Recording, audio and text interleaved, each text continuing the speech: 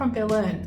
Open up your Bear Bank so that we can take down some quick notes on one of my favorite quotes from Cassandra in Women of Troy. Don't have a Bear Bank account? It's super easy to create one, and it's absolutely free.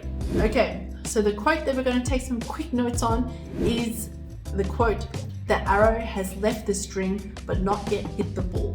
It appears on page 23 of the Don Taylor translation and is said by Cassandra, the frenzied visionary daughter of Hecuba. It's actually quite sadly funny how the characters all know that Cassandra's got prophetic powers, yet they take no notice whatsoever of what she says because that's her curse, that's Cassandra's curse. No one is to take her seriously.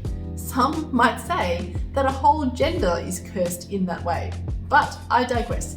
Cassandra's ominous warning that the arrow has left the string but not yet hit the bull is essentially saying that no one knows what the future holds. In another video on my channel, where there are, by the way, other Women of Troy videos like this one to help you build your Bear Bank with quotes and notes from Euripides' play, I have discussed how Euripides was using Women of Troy as a platform to voice displeasure and caution to his peers about their warlust.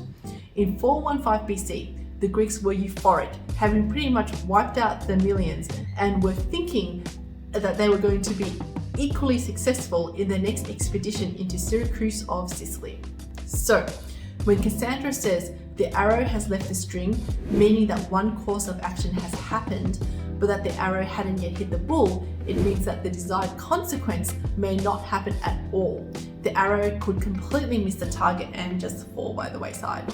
This quote is therefore a thinly veiled warning to Euripides' Greek audience that their fates cannot be guaranteed. In the context of the actual play, when Cassandra is saying this, she's warning the Greeks who had just left Troy in a smouldering ruin that though they might be celebrating their victory against the Trojans and eagerly anticipating going home after 10 years of intense fighting, something else might actually be in store for them.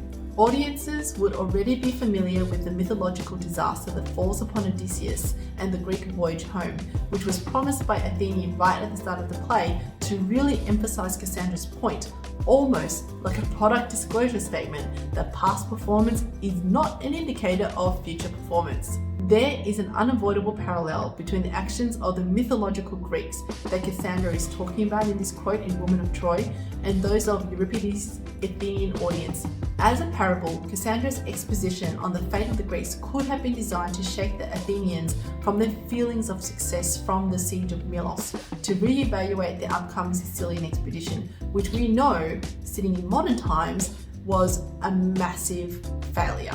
I hope you've enjoyed learning a little bit about Women of Troy, and if you want more detailed analysis on this quote and on others, you can go to my website bearlearn.com and purchase a daily subscription to 50 Women of Troy quotes. One quote will be sent to you each day with detailed analysis for 50 consecutive days, and if you don't want the analysis, that's okay. You can get the quotes only sent to you, and that option is absolutely free. If you want us to put the quotes and analysis or the quotes only directly into your Bear Bank, make sure to choose the Add to Bear Bank option from the website, and we will do that for you. Don't forget that Bear Bank is free to create an account. It's a more efficient way of taking notes, revising, and essay writing. Keep building up your bank of quotes and notes, Women of Troy. Good luck with your assessments and your exam. Be educated and read.